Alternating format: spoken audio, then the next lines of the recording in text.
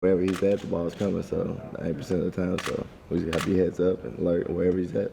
Obviously, he's not Amari Cooper, but Amari Cooper was kind of Alabama's guy last year as well. Do you sense kind of a similarity with that, with how they try to get Fuller the ball?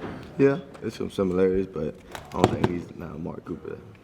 He's not Amari Cooper. Notre Dame had a lot of success getting him the ball on tunnel screens in 2014, and this year that teams have been blowing that up pretty consistently. What have you seen on film that have been able to take those plays away from him this year?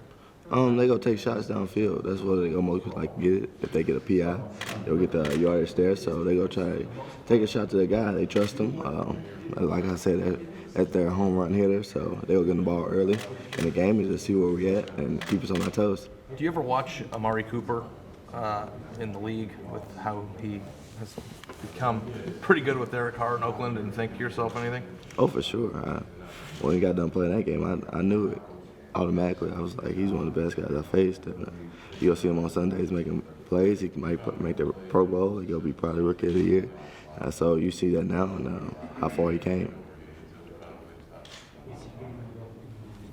I'll see you. With Fuller, he's had so many big plays. I think it's 9 touchdowns with 30 or more yards this year. Is there a rhyme or reason to how a player can get behind a defense so frequently like that? With their setup, they'll take shots with him early in the game.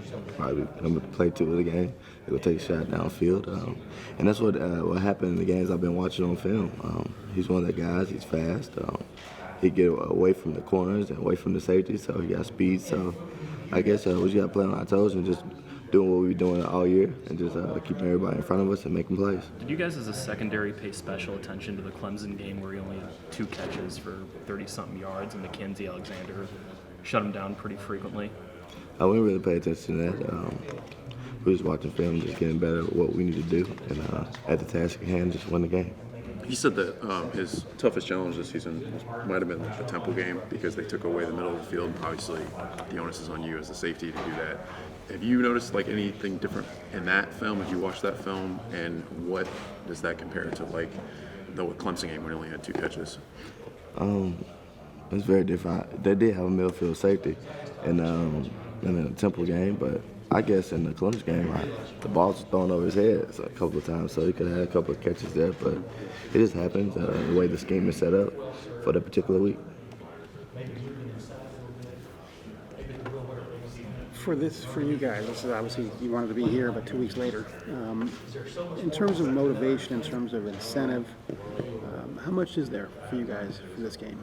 It's very much. It's a lot riding on this game. We could be the winners, winning this program in college football history. Getting the 50th win, sending these seniors out on a good note, and everybody looking ahead to their futures and everything. So I think it's a real big challenge for us, and we appreciate this game and being here. It's a blessing to be here anyway. We couldn't do this without God anyway, so I think we very much look forward to the game. If you guys finish 12-1, and obviously the one hiccup, how would you characterize this season? You guys win this game. It would show a lot. That big tough loss we had, and bouncing back from that, it really showed the character of this team. Hey, Vonn, you have become one of the better defenders in college football, and that was expected of you from the beginning, based on your rating, where you're from, how you came here. Mm-hmm. Can you explain to me the process of avoiding the 5-star bust and the idea of having to come here with all the expectations, and when you live up to it the way you have, it's just, of course that happened. And maybe the scrutiny that some guys that came in your position faced when they didn't become what you became. Oh, yeah. It's an extreme amount of work ethic.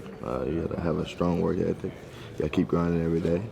It's no rest, really, because, it's a guy across the country that's better than you, that's working harder than you, so there's no days off. You just got to have that grind and just relentless effort and just show the world who you are, because nothing's guaranteed. So you got to really just go out and work every day, and you got to keep working. You liked being rated like that, I'm assuming, but can you tell me a little bit about the idea of having to live up to that, and when you do, it's kind of just, well, that was expected? You know what I mean? Yeah, I know what you mean. It really, you take that to heart. It's pride. People putting you up there on a high pedestal, You got to show the work for it. It really just hits you down deep and hits your ego. So you got to just step up to the plate and take the challenge.